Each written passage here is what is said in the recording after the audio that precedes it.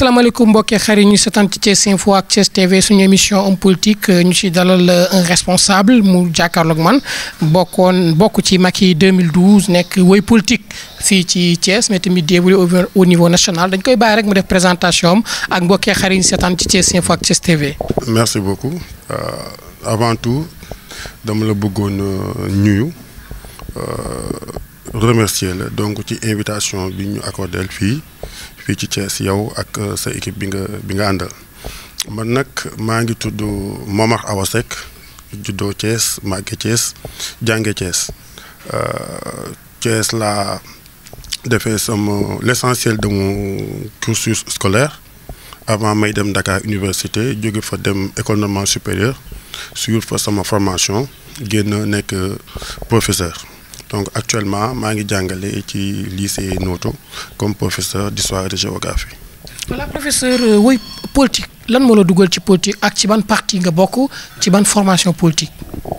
Bon parti bi mi ngi tudd démocratie libérale man ak samay xarit ak samay connaissance yi nga xamante ni genn wàll gi ñi ngi xamante au lycée.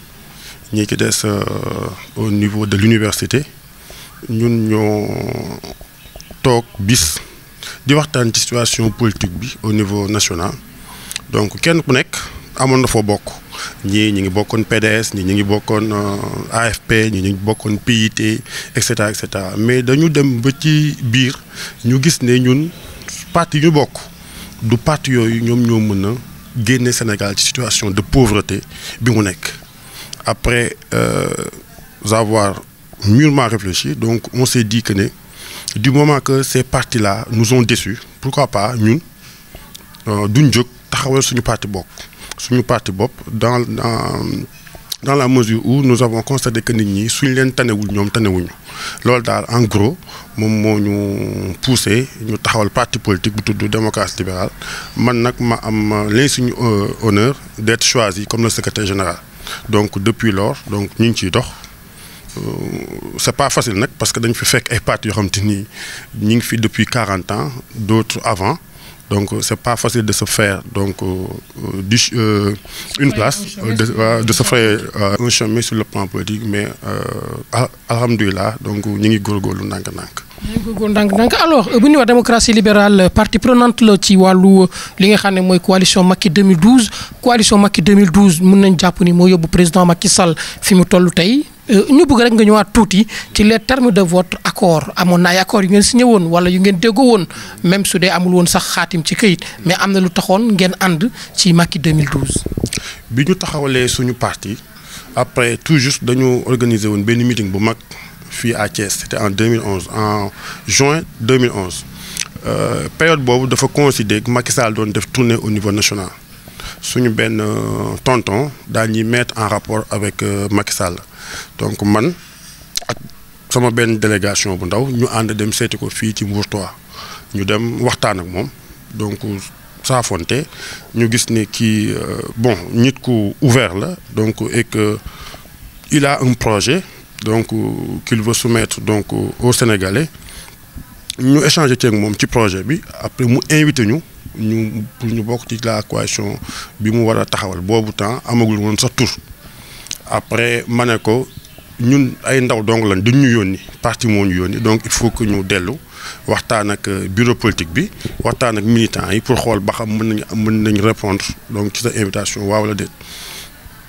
mun nañu d'accord donc dinaa leen déglu daa ñuy booleeg Mahmoud Saleh moo nekkoon suñ contact daanaka Mahmoud Saleh mayuñu sax ñu amuñu sax temps pour ñu rencontrer suñuy militants rencontrer daal di organiser réunion bureau politique pour waxtaan ci question bi daf ma woon woo guddeeg bëccëg ba benn jour un des membres donc de l'actuel Macky 2012 avant mu tudd Macky 2012 en l'occurrence Maguette Ngom donc président de NIDA donc benn formation politique bokk ci Macky 2012 woo ma il faisait vers 11h midi ne ma président Macky Sall moo la invité ndogu këram Mermoz après ma woo sama gars yi daal ñu koy expliquer ñu ne ma mën nga dem après ma dem ci ndogal yi ñu waxtaan ñëwaat ci invitation bi ma invité pour ma bokk ci donc mën naa ne ba ma demee ca këram donc ndogu fa donc de facto dugg naa ci coalition bi. jour boobu la ñu trouvé sax donc le nom de la coalition tudd Macky 2012. c'est vous parti ngeen woon. donc nous étions ay 7-8 partis yooyu ay 7-8 partis waaw donc par la suite le gars yi di ñëw ndànk mais au début on était ay 7-8 partis yooyu mën naa ne donc démocratie libérale membre fondateur la donc ci Macky 2012. maanaam ngeen ànd ak président Macky Sall nekk Macky 2012 ba ngeen dem ba ci biir tey ñu gis li nga xam ne xew na muy Benno Bokk Yaakaar est-ce que yéen ba ngeen di tëral Benno Bokk Yaakaar amoon na lu ngeen tënkoon. ci li nga xamante ne yéen bu ngeen amee ndam daa ngeen ci sóobu ci appareil bi nga xamante ne tey moo yore état bu Sénégal. président dañoo yàgg a wax ne on va gagner ensemble et gouverner ensemble et pour dire la vérité loolu mu waxoon ne on va gagner ensemble et gouverner ensemble ba léegi ci gouverner ensemble bi démocratie libérale bokkagu ci et pourtant ñun kenn njëkkuñu ci. kenn njëkkuñu ci coalition bi moom ak ay quelques leaders ñoom ñoo lancé idée bi ñun ñu rejoindre leen ensemble ñu taxawal coalition bi ñu def ci li ñu mën en termes de moyens en termes de mobilisation en termes d'engagement mais en ce qui concerne la gestion donc des affaires de l'État ñun ba léegi daal gisuñu ci suñu bopp mais taxul ñu xaddi et pour dire la vérité je ne suis pas le seul parce que Thiès compte beaucoup de leaders de Macky 2012 donc man ci la bokk Damel Meissa ci la bokk Baraka ci la bokk Babacar Gueye ci la bokk professeur Samb ci la bokk Maodo Malick Mbaye ci la bokk donc seul Maodo Malick Mbaye moom la ñu le président dénk dara donc ñeneen ñi mën a citer ñëpp Damel Meissa Baraka te ñu ko dénk sax ab agence la boo xam ne ñu bëri ñu ngi koy neen sax dafa xeebu ci trempe Maodo Malick Mbaye ne mu toll. voilà très bien donc yàgg nañu wax aussi saa ñu masaan toog du wax ko mu ne ñu man ci yéen laa bokk man maay président de la République Eva Marie Coll Seck ci yéen la bokk. Aly Ngouille Ndiaye ci yéen la bokk mais il a quitté léegi dafa dem rejoindre le parti APR daal donc mais daal ci gàttal daal Macky 2012 daal ni ko président waroon a jàppee en termes de responsabilisation des na mais ñun bon man ce qui me pousse à rester dans la coalition donc c'est la pertinence donc du PSE. Le plan Sénégal émergent. C'est sa pertinence et pour dire la vérité il est en train de faire des résultats soo xoolee lii kii réalisé yëpp le PUDC PACAS c'est le volet agricole donc du PSE Puma etc. donc il est sur le plan économique sur le plan social sur le plan culturel il est en train de faire vraiment des résultats et que ñu ngi ko ci féliciter mais nag tout n'est pas rose. On revient un peu en arrière wax li nga xamante ne toujours moom mooy coalition Macky 2012 donte ni yéen a àndoon li ngeen doon waxante mooy gagnandoo ensemble àndandoo gérandoo ensemble maanaam gouvernandoo ensemble li ni mel amul est-ce que amul ay frustration ci militants yi nga xamante ne ñoom ñoo bokk ci seen i parti en tant que njiit li est-ce que amul ay frustration ci biir wala ay fippu ci li nga xamante ne toujours nga ànd nit ki ba mu am ndam mu wala ginnaaw wala tabb ñeneen ci sa place est-ce que amul toujours ay jiixi jaaxa ci biir. bari na trop frustration yi maire gi bari na trop donc man chaque jour que jëfee dañ may interpeller waa c'est que yow fu ngeen toll waa président lu mu wax affaire yooyu parce que yow ba nga koy jàppale kenn jàppale ko et cetera mais bon damay di defal xam ne politique noonu la donc lu jot yomb et que vraiment bon su décidé woon tey jii dénk ma dara dinaa ko jël parce que je veux servir mon pays mais man sama ambition weesu na ci poste ay poste yoo xam te ni décret moo ma ko jox. man sama sañoon mandat électif laay am comme lu muy doon député wala président de la République donc loolu moo ma tax a jóg mais bon mandat su ma woon dénk ma dara naa ko jël mais bon. terewuma nelaw daal mais alors mais est-ce que tey gis nañ ni ci biir Thiès bi am na coalition Benno Bokk Yaakaar daañu amal souvent ay ndaje ca hôtel Lat Dior ndaje yi ni mel est-ce que yéen di ngeen ci bokk. waaw à chaque fois que ñu convoqué ma dinaa dem wala ma yebal fa nit mais pour dire la vérité rencontre yooyu c'est très rare et la plupart et très souvent dañ koy yemale ci responsable APR. Sur les partis politiques traditionnels. Sur les partis politiques traditionnels. Voilà, très bien. Donc même au niveau national, parfois c'est comme ça. Donc suñ nee Benno Bokk Yaakaar rek, les gens pensent que APR le Parti socialiste, le AFP, le PIT, LDMPT, AJ Boulandik. Mais est-ce que vous n'avez pas tenté de saisir le président de la République sur la question de Macky 2012? Mais on l'interpelle très souvent à chaque fois qu'il nous reçoit. Donc du rencontre bi du jeex te waxuñ ci te waxuñ ci et que suñu réunion Macky 2012 yu bari APR du envoyé kenn suñu rencontre bu mujj début avril wax nañ ko mu ne à partir d'aujourd'hui dootul nangooti Macky 2012 di réunir sans que l'APR se soit représentée. Ñun loolu yàgg nañ ko dénoncer. Alors Seck Thiès moom mooy le véritable problème bu Macky Sall bu ñu xoolee Idrissa Seck ni mu téye basam fii ci Thiès ñu gis tout le temps ay nit def ay déclaration ne président moo ma jox ndigal ma jàppale ko Thiès wala moom woo ne ma jàppale ko Thiès te yéen ngeen di ay woy politique àndoon moom laata muy nekk président li ni mel nan la leen di def. Donc man responsabilité bi.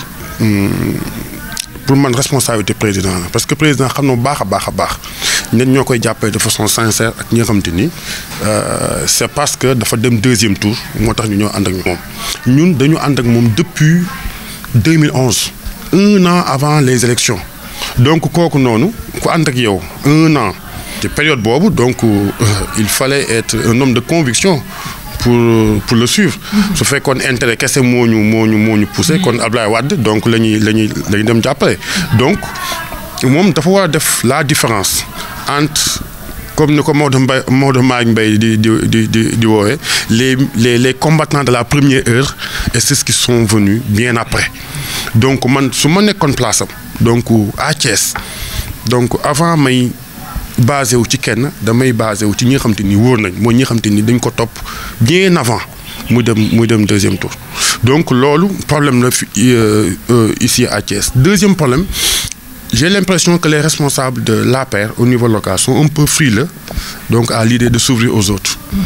Donc dañu xaw a daal xaw ma siis xaw ma ragal lañ ko tuddee ñoom daal bon yaakaar nañ ne daal bon ils tiennent quelque chose et que loolu noonu ñoom ñoo ko war a téye ñoom kese suñ ko yaatalee y a un problème alors que Thiès vit donc une situation politique que je considère dramatique.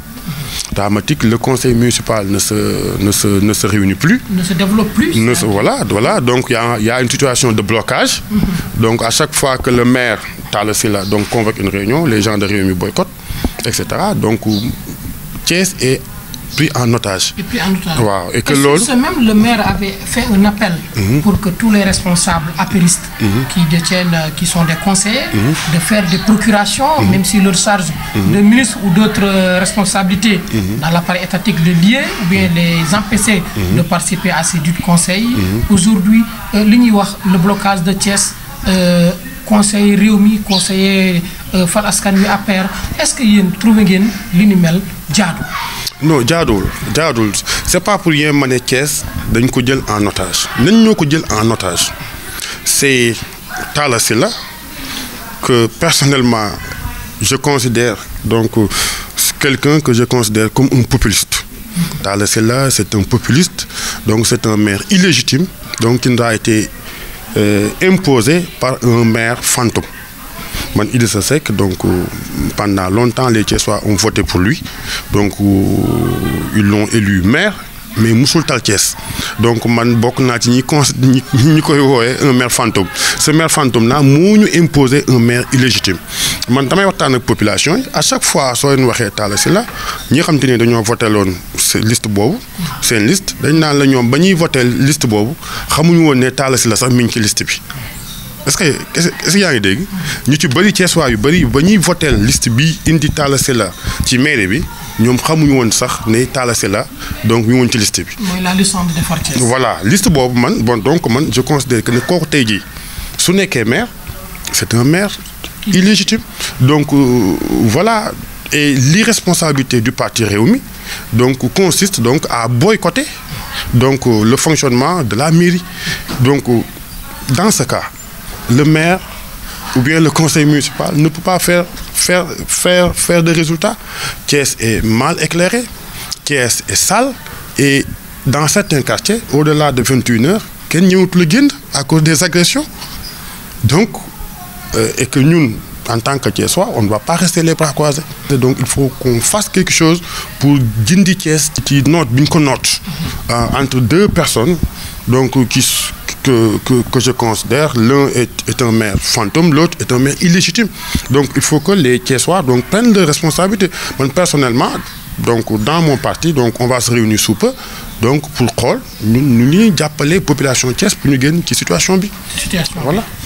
Alors toujours loolu nga wax xam naa foofu laa doon dem mooy seen parti xalaatam ci situation bi fii ci Thiès est-ce que di ngeen ci def ay jotaay maanaam ay réunion di ci waxtaan muy ci est ouest nord doxalinu yi nga xam ne maire yi nga xam ne ñoom lañ fi teg est-ce que doxalin yi yéen neex na leen su doon yéen la lan ngeen di def ñoom ci li nga xam ne ñoom def nañ ko loo xam ne dañ koy tegg wala dañ koy dëggal. Dindi Thiès ci situation bi mu nekk nii la meilleure solution consisterait à pousser le conseil municipal à démissionner suñ mënee am donc une délégation spéciale ñu am ko suñ ko mënu am waa Thiès donc ay solution am na fi donc faire une pétition voilà descendre dans la rue pousser les populations à descendre dans la rue pour dénoncer la situation d'anarchie qui règne au niveau de la mairie nag mooy Thiès est Thiès ouest Thiès nord seen problème majeur à part situation de blocage boobu c'est le manque de moyens donc il faut que parce que mairie yi li ñuy dundee ay recettes ay taxes yooyu et c'est extrêmement faible surtout au niveau de Thiès nord etc. Donc les gens n'ont pas de moyens donc le maire donc il a beau avoir donc l'ambition donc de faire quelque chose mais s'il n'a pas les moyens donc de réaliser cette ambition donc ça ne mène à rien donc il faut que état bi jàppale les collectivités locales am na une partie donc des recettes de l'état yoo xam te war na ko mën a affecter les mairies waaw parce que mairies yi donc mission de service public la nekk donc éclairage éducation voirie etc. Donc loolu ça demande énormément de moyens donc man à la place du président de la République dinaa xoolaat bu baax a baax l'acte 3 de la décentralisation faire en sorte que donc les municipalités puissent disposer donc d'assez de moyens donc pour mener leur mission donc mais man daal sur le plan politique moom li ma bëgg mooy situation de blocage bi am au niveau de la mairie dañ et que loolu su laajee ñu pousser population yi ñu wàcc dans la rue pour dénoncer ko dañ ko def su laajee aussi ñu daal di génne ab pétition pour dénoncer situation bi nekk toujours au niveau de la mairie dañ ko def donc ñun yàgg nañ cee waxtaan et que dans la semaine donc d'ici samedi donc on va convoquer une réunion spécialement pour statuer sur la situation qui règne au niveau de la mairie de Thiès et que di ngeen du yàgg dara di ngeen ñu dégg incha allah. Très bien ñu ñëwaat tuuti ci li nga xam ne tey Macky 2012 comptable ngeen ci bilan wu Macky Sall sànq yaa ngi tudd PSE PUDC ak yi ni mel programme yi ni mel ñu ngi wax ni ay slogan la yéen yéen a nekk ci njàngale mi nekk dans le département est-ce que gis ngeen ni ay slogan la yoo xam ne dañ koy wax nii rek muy dem ci ngelaw li wala loo xam ne jëmmal nañ ko ci ay jëf. Donc man. En ce qui concerne le bilan du président, j'estime très sincèrement que c'est un bilan positif de façon globale. Mais il y a ay secteurs yoo xamante ni ay domaines yoo xamante ni war nañ fa mën a gën a góorgóorlu donc ku naan PUDC wala Puma wala PRACAS ay slogan la da nga duggul ci biir réew mi donc soo duggee à l'intérieur du pays di nga gis que ne am na ay villages ay dëkk yu ndaw yoo xamante ni ay temps pour nga génn fa wala pour nga dem fa problème la donc aujourd'hui ay defal nañ ay pistes ay village dëkk yoo xamante ni amuñu woon courant léegi am nañ courant le président envisage donc le gouvernement envisage de construire 6000 salles de classe donc d'ici 2018 donc loolu dinañ permettre donc ñu génn ci abri provisoire yi mu nekk un mauvais souvenir donc sur le plan de l'éducation ren ji ñëpp constaté nañ ne daanaka amul grève et que loolu noonu soo amee c'est parce que président am na ay actes yu fort donc yu mu posé donc de façon globale donc y a un bilan positif mais nag man ñitu dëgg la donc du lépp kii tout waaw du lépp a baax donc am na foo xam te ni war na fa mën a gën a góorgóorlu surtout sur le plan diplomatique. Alors démocratie libérale yu bëri jàll na fi kenn séddu ko ci ay poste ministre wala direction ay agence tey gis nañu li nga xam ne mooy au conseil jàll na fii ci Thiès tabb ñu leen ci tey investiture yi ñu jëm muy wàllu législative député yi coow li bëri na donte ay élection départementale la ñëpp gis nañ ni coow li bëri na ci opposition ak ci pouvoir li ni mel ban jàngat ngeen ci def yéen seen parti. donc suñu jiitalee intérêt population yi suñu jiitalee intérêt population yi donc war ñu mën a am benn difficulté pour au niveau de Benno Bokk Yaakaar man bon su may wax Benno Bokk Yaakaar moom laay ci Benno Bokk Yaakaar laay parce que fa laa bokk donc su fekkee dañu jiital intérêt population yi kese donc yaakaar naa ne duñu am benn problème donc pour taxawal ay suñu liste mais nag soo compté responsable Benno Bokk Yaakaar yi donc au niveau national mat nañ 1000 wala ñu ëpp ko donc et que l'Assemblée nationale va compte 550 députés donc ñëpp mënuñu bokk ci ñëpp mënuñu bokk ci liste yi donc il faut que ñu am le sens du sacrifice. Et qu'on fasse confiance donc au président de la République parce que en dernier ressort c'est lui qui décide qui va être sur les listes voilà c'est lui qui va décider donc qui va être sur les listes donc man bokkuma ci ñi jéem a def pression ci président au mois d'avril début avril donc non début mars donc il nous a reçu man loolu laa wax bokkuma ci ñi def pression donc mais bon xam naa sama bopp xam naa ce que je vaux xam naa lu muy peser et que maa ngi liggéey donc soo amee confiance ci ñun daañuy tabb ci liste yi donc voilà daañu def liggéey bi ci war donc pour que liste boobu jàll mais quel que soit alpha donc nous allons donc appuyer donc la liste Benno Bokk Yaakaar ñu nekk liste yi wala ñu bañ ci nekk waaw. alors bu ñuy wax pàcc bu nekk président de la République def ne woon l'homme qu'il faut à la place qu'il faut moom Macky Sall wàllu njàng mi professeur nga yaa ngi nekk lycée Noto gis nañ mu créé fi ay kuréel yu bëri ci wàllu qualité de l'enseignement ba ci enseignement supérieur li ni mel est-ce que seen xalaat yéen dañ ko ciy taataan wala da ngeen di xëy rek gis programme yi nii ñu koy dérouler. waaw foofu moom aussi liggéey bi xaw na sooxe parce que métier booy exercer depuis presque 20 ans donc am nga ci expérience am nga ci loo xam donc mais malheureusement donc xam-xam boobu ak expérience boobu dafa mel ni daal soxlawuñ ko ñun dañuy jékki-jékki rek dégg benn initiative bu bees programme bu bees idée bu bees et cetera donc man dem personnellement kenn mësuma ci consulter mais te ki fi nekk nii jiite njàngale mi mooy Serigne Mbaye Thiam donc su ma ko tanewul tanewu ma ci donc su ma ko tanewul moom tanewu ma ci mais c'est effectivement li nga wax am na donc associé wuñ ci liggéey boobu et c'est véritablement dommage. tey jii gis nañu lu mel ni bon mën nañu ko jàppee sax ab jaaxle Macky Sall ci Thiès parce que moom léppam mooy na gagné Thiès pour daan Idrissa Seck mi nga xam ne moo njëkk a taxaw fippu génn ci coalition Benno Bokk Yaakaar ne ko ni ngay doxalee du noonu tey ban démarche nga gis ni bu ngeen ko defoon loolu nga xam ne président moom lay wut dana ko am maanaam daaneel Idrissa Seck ci Thiès bu ngeen ko defee da ngeen ko mën.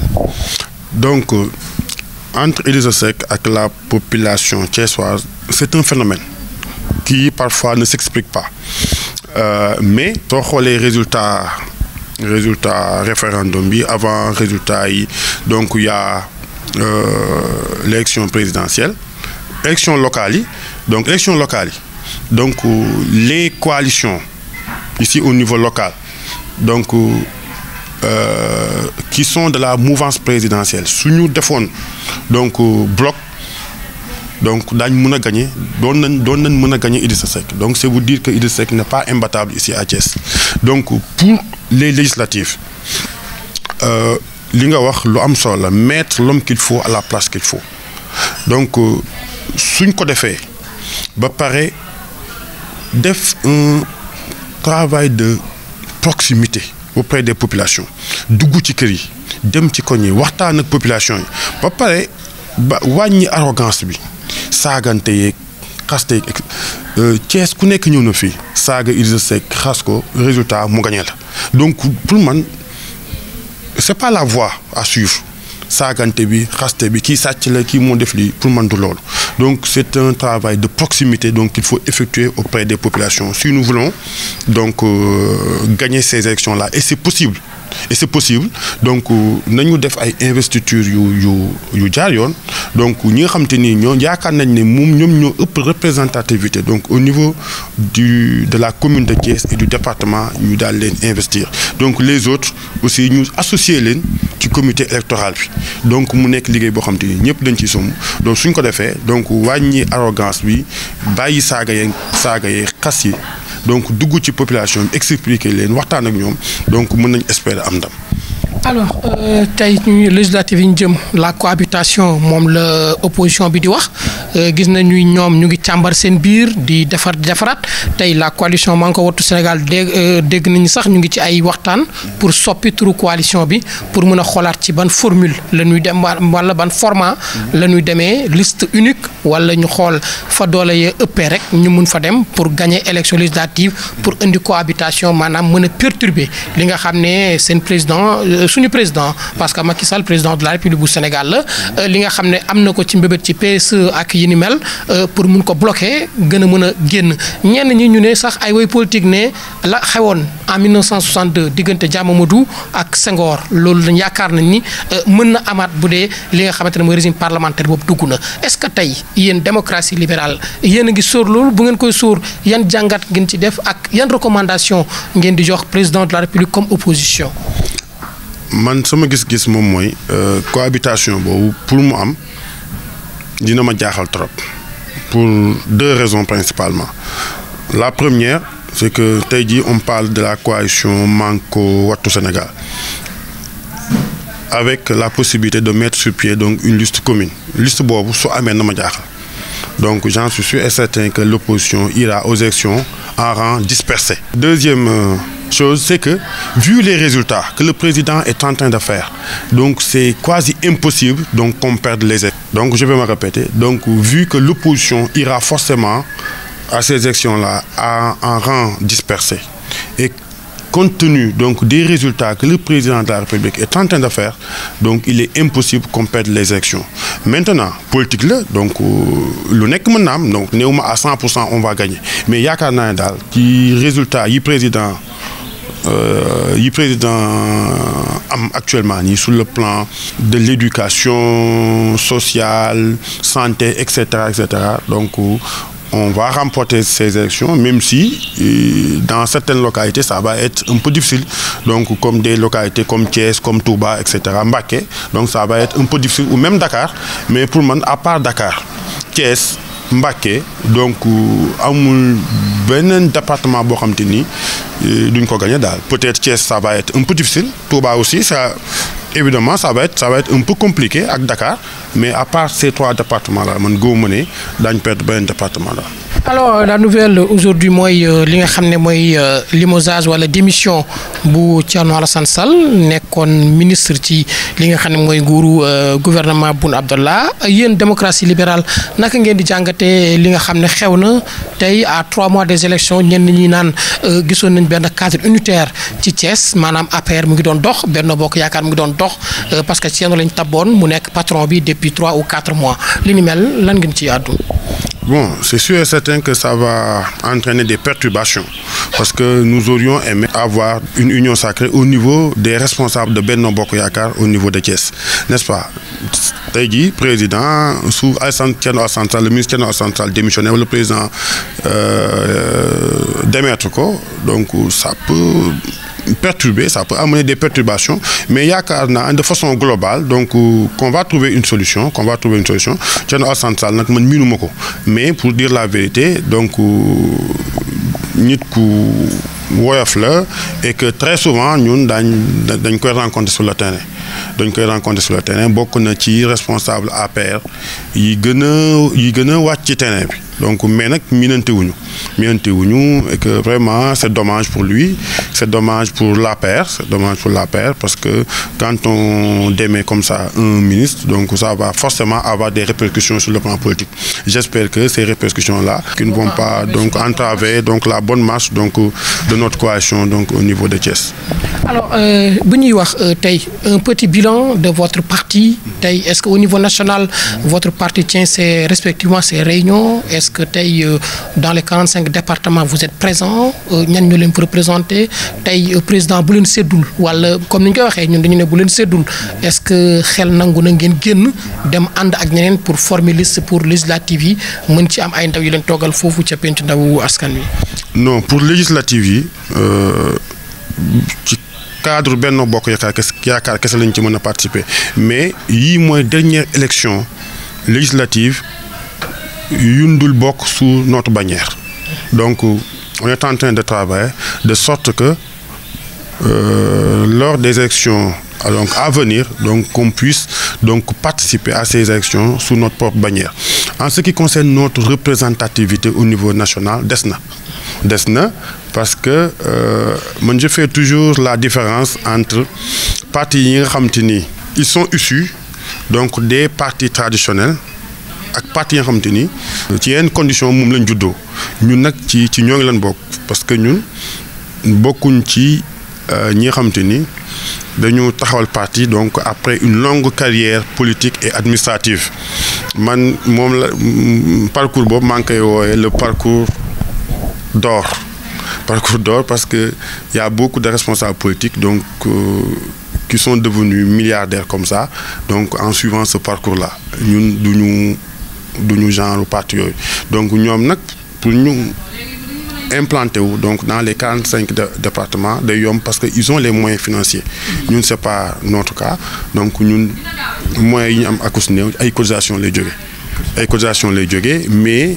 sous peu donc daañu am donc dans chaque département donc une bonne représentation loolu d'ailleurs sax moom moo tax ba léegi participer guñu donc ci élection législative mais suñu amoon donc une bonne assise donc dans chacun de ces 45 départements c'est sûr et certain que daañu demal suñu bopp donc waa ci législative yi di ñëw. yan rapport nga am ak Maodo Malick Mbaye bu président Gëm Sa Bopp nekk tamit directeur bu ANAMO. nit ku baax la.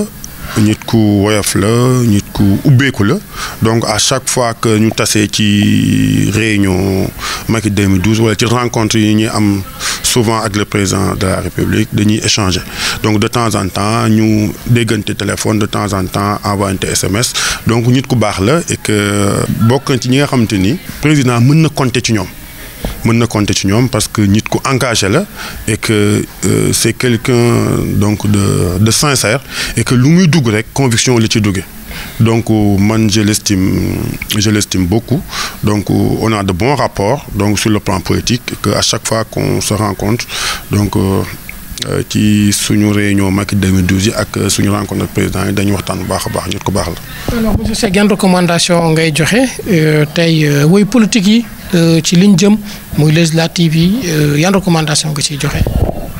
nañ éviter violence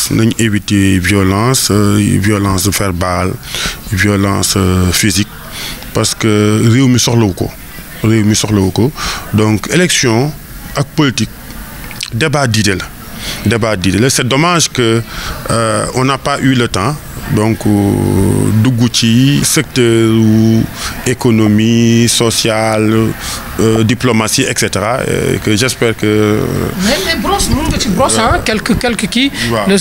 parlant de l'économie ci secteur tourisme bi yu bëri ñenn ñi nee nañu dee na ñenn ñi deewul ñeneen ñi ne Sénégal dafa metti dafa makki dëkk dafa makki yi ni mel ñu bëgg rek nga gën ci yaatal donte ni. temps bi jeex na. donc man li ma gëm. mooy dans l'œuvre de construction nationale la base c'est quoi? La base c'est la souveraineté. La base, c'est également donc l'indépendance, c'est le travail, c'est la discipline, c'est l'ordre. Au Sénégal, les gens manquent de patriotisme. Et je pèse bien mes mots. Au Sénégal, on ne travaille pas assez. Au Sénégal, il y a trop d'anarchie. Au Sénégal, donc, on privilégie trop donc, les entreprises étrangères au détriment de nos propres entreprises. Et que, man, faut la quitter. Tuuti donc ci résultat PSE bi donc programme bu pertinent, un programme ambitieux et que les Sénégalais ne travaillent pas assez et qu'il y ait trop d'indiscipline, trop d'anarchie et que les gens manquent de patriotisme, donc pour ñu am résultat yu baax day xaw a compliqué. Man bokk naa ci ñi nga xamante ni dañoo gëm ne am réew fekkee c'est un pays indépendant dafa war a am monnaie boppam. Man dama gëm ne am réew dafa war a am ay frontières yu wóor, ay frontières yu ñuy surveiller. Man gëwuma ay CEDEAO yooyu gëwuma ko, man gëwuma ay UEMOA. da nga bëgg a def comme Gambie Yaya ni mu fi nekkee woon yore monnaie boppam. Ghana am monnaie boppam, Nigéria am monnaie boppam, Mauritanie mën a am monnaie boppam, mais pourquoi pas le Sénégal? Pourquoi pas le Sénégal? Dinaa laal tuuti ci suñu relation ak France. Tubaab bi dañ ñoo teg traite négrière jóge ci loolu daañuy coloniser, jóge ci loolu bàyyi imposer ñu ab langue, imposer ñu ab culture, imposer ñu une monnaie. Mais ñun où est notre souveraineté, où est notre indépendance? Foofu noonu dafa xaw a sooxe. Et man su ma sañoon lors de la prochaine législature que député yi jël en compte question yooyu, les questions de souveraineté et d'indépendance.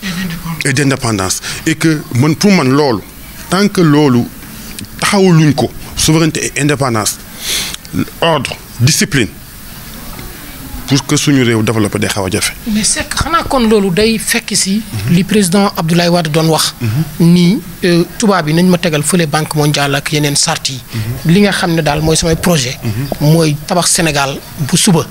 maanaam gisoon nañ ko ci autoroute à péage gis ni amoon na ay fippu parce que Wade xamul woon yenn yi boo waxee mu ne procédure yooyu xamu ko moom daal xaalis ci mallette ñoo jox opérateur bi ak entrepreneur yi ñu commencé exécuter liggéey bi dem affaire bi avancé maanaam daal ci wàllu boobu dañ ñenn ñi dañuy wax ay légaliste ñenn ñi di wax ay révolutionnaire maanaam ba léegi loolu dafa des parce que xel amoon nañ ci ak yaakaar ci ni Macky Sall il est né après les indépendances ñu ne tey rupture boobu maanaam tey engagement boobu que ni moom waroon na mën a porter ce combat pour que tey Sénégal moom boppam ci lépp.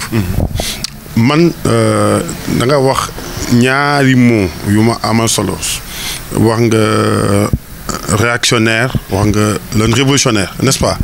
Man fan laay situé sama bopp, man je suis un souverainiste. Du ma wax nationaliste parce que nationalisme c'est autre chose. Man je suis un souverainiste. Et que man sama action politique man dama engagé wu pour mobiliser le maximum de Sénégalais pour que ñu mën a moom suñu bopp sur le plan économique, sur le plan culturel, sur le plan social, et que ñu am ay frontières sûres. Mën nañ am nag les meilleures relations avec le Mali, avec la Guinée, etc. Mais man ay libre circulation des personnes et des biens mën gëwuma ko. Parce que qui dit libre circulation des personnes et des biens dit également libre circulation donc des voyous, des bandits, des terroristes. Est-ce que ñun waruñu ne rek voilà le Sénégal n'a jamais été attaqué, donc je touche du bois yàlla bu mu am, mais li am Mali. Avec la profanation. Voilà. néew ma day am Sénégal mais ñu fagaru. Donc exercer donc un réel contrôle au niveau de nos frontières. Donc il faut qu'on aille vers une monnaie nationale. C'est possible. Tout à l'heure wax nañ ko su ko Ghana amee, Nigéria am ko, Mauritanie am ko, Gambie am ko, Sénégal war na ko mën a am. Sénégal mën na ko am, mais gis nga loolu noonu suñ ko taxawalee pousser Sénégalais yi à travailler davantage, xeex indiscipline ak anarchie, du yàgg dara nga gis réew mi commencé décoller. Développement, c'est-à-dire da nga bëgg a indi Japon, bon man les bonnes idées n'ont pas de frontières. Non, très bien. Les bonnes idées. Parce que dañu am Japon bi Sénégal di monter oto gaynde ak yooyu booba Japon mënut a defar vélo. Voilà. te tey Japon ba mu gëmee boppam jël kàllaamam. Très bien. di ko jàngale. maanaam parce que loolu yëpp attention professeur. maanaam ci kaddu gi. parce que tey maanaam ci kàllaama gi. li nit ki namp. ci la xelam mën a màcc. mu créé ci loo xam ne. dana njëriñ askan. mais tey ñun duñu ay tubaab. mais tey ci tubaab la ñuy exprimer wu. xam nga Sénégalais yi man. de su ma nekkoon président Sénégal suba ma génn francophonie suba ma génn francophonie parce que les Sénégalais ne sont pas des francophones. Nous sommes des wolofophones, des bambarophones, des pulaarophones. mais ñun duñu ay francophones. duñu ay francophones gis nga loolu noonu gis nga yooyu noonu tantôt je disais que les Burundais n'ont pas de frontières man Marine Le Pen gii gars yi di décrire en France ak Poutine ay Erdogan am na côté boo xam ne ni neex nañ ma fa parce que ñoom seen souveraineté dëkk duñ ko vendanger. seen souveraineté dëkk duñ ko vendanger. donc man dama bëgg daal Sénégalais yi gëm seen bopp. Sénégalais yi gëm seen bopp et que ñu xam ne suñu réew mi du ay tubaab du ay étranger ñooñu koy tabaxal ñun ñoo ko mën a tabaxal suñu bopp donc à partir de ce que nous avons à partir de ce que nous savons et à partir de ce que nous pouvons. à partir de ce que nous pouvons mais foofu professeur damay ñëw. parce que dañuy gis ay Thiessois yuy créer oto. ay Bayla yaa un certain Bayla. gis nañ ko fi créer Tornade loo xam ne li muy defar ci énergie. kenn xamul nu mu toll te li ci dépense bi ay 25 000 la mu mën a couvrir toute la ville de Thiès une population de plus de 400 000 am donc mais.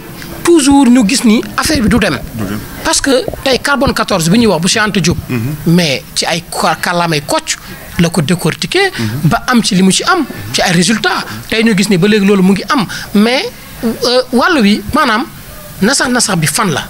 soo gisee bi su yàlla defee nga rencontrer le ministre de l'éducation nationale laaj ko fii dans le département de Thiès ba ñu expérimenter les langues nationales jàngal ci xale yi nekk élémentaire donc du CI au CM2 bañ defee certificat d'études ak entrée en sixième ci kàllaama gi ñu nàmp taux de réussite bi ñaata la woon ça a tourné autour de 99%. mais loolu sax sori na. 99%. mais professeur loolu sori na. waaw bu ñuy xool les années 90 92 15.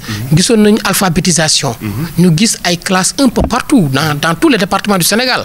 mais am na ay retombées. tey diriyànke yi di jël avion yi di dem Dubaï mais fa lañ jàngee. fa lañ jàngee bind ak wàññi même commerce bi ah. loolu xam nga loolu lu muy tekki mooy amul benn réew bu mën a développer ah. ci kàllaama jàmbur wala ci monnaie jàmbur suñu dans notre programme peut-être un de ces jours donc daañu ci waxtaan man dama gëm ne l'école doit être obligatoire mais école boobu ak école bi bokkul. école boobu mooy école bi nga xamante ni day jox gëddaam suñu suñu langue nationale yi. boobu école elle sera donc une école obligatoire. une école obligatoire. waaw qui va nous mener vers le développement durable. voilà très bien. loolu kese la mais loolu nag il faut de la volonté politique il faut également du courage. il faut du courage il faut de la volonté politique pour dire qu'on va sortir donc de la francophonie donc il faut du courage et de la volonté politique pour aller vers une monnaie nationale de l'espace c'est pas sortir sax mais que ñu xoolaat texte yi.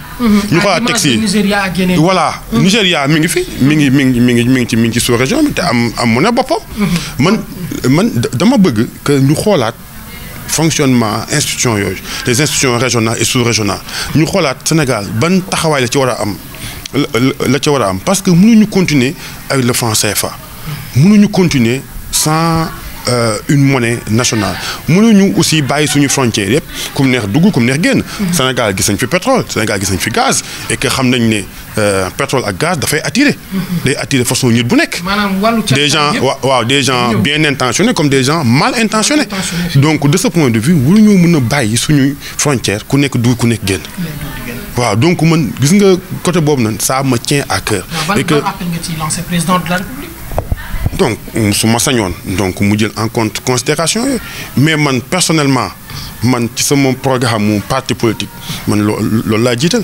loolu laa jiital et sous peu daañu taxawal donc commencé ko Thiès dans le département de Thiès ay volontaires yoo xamante ni donc je veux mobiliser 100 000 volontaires donc à travers le pays ñoo xamante ni dañuy wër avec des flyers di expliquer nit ñi donc la nécessité donc d'aller vers plus de souveraineté et plus d'indépendance. waaw voilà. donc professeur kon daal ñu jàpp ni Sénégal ba léegi dañu koo xoj. dañoo xoj Sénégal dañoo xoj et que suñuy relation c'est à sens unique. c'est à sens unique donc ça va toujours du côté donc de l'Occident et que voilà soo xoolee suñu balance commerciale donc c'est toujours déficitaire et que loolu nag il faudra y remédier. Donc il faudra y remédier donc et la première chose à faire c'est d'avoir une diplomatie plus équilibrée parce que France kese newu fi. Italie kese nekku fi Espagne kese newu fi Allemagne kese newu fi. Au moment où aujourd'hui l'expérience de le riz du Valais tey bu ñu xoolee le riz de la Vallée bi nga xam ne gis nañ ni mu ngi def li nga xamante ne toujours ci wàllu développement mu ngi dem ak yeneen yoo xam ne daal dañuy gis ni coow li dafa bëri muy PSE milliards yi ñu ciy dégg ak PUDC gi ni mel bu ñu ko xëppoon réellement ci li nga xam ne mooy monde rural ak enseignement ci wàllu kàllaamay Kocc wala pulaar wala yeneen yi nga xam ne ñun moom lañu nàmp dana gën a mën a gaaw ci dem ci loolu nga xam ne mooy naataange bi ñuy xaar.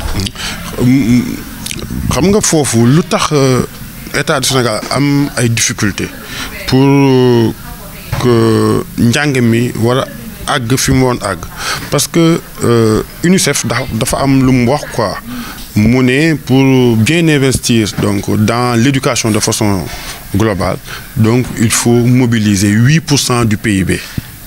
8% du PIB soo xoolee le PIB de notre pays soo ko xoolee nga génn ci 8% les 8% c'est à peu près de 740 milliards alors que le budget du ministère de l'éducation nationale tourne autour de 400 et quelques milliards donc il y a un déficit de plus de 300 milliards gis nga gap boobu noonu nga bis suñ ko combler faire des investissements intelligents mettre en exergue les langues nationales donc vous verrez que sous peu le Sénégal dina mën a kii donc waaw il faut que foofu tamit maa ngi ciy invité président de la République mu góorgóorlu pousser tuuti parce que nous sommes à 6% du PIB donc qui sont investis donc il faut qu'on aille vers les 8% et ça va tourner autour de 740 milliards donc 740 milliards soo ko dugalee ci njàngale mi chaque année donc voilà on aura régler pas mal de problèmes quoi. Alors professeur lan ngay tëjee émission bi jeex na. tëjee donc di